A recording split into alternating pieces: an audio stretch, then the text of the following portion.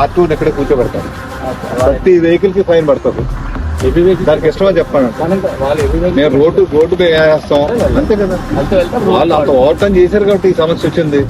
అదేదో మీరు ఇంకోలా చెప్తేటగా మీరు ప్రజల పక్షాలు ఉన్నారు, కంపెనీల పక్షాలు కాదు.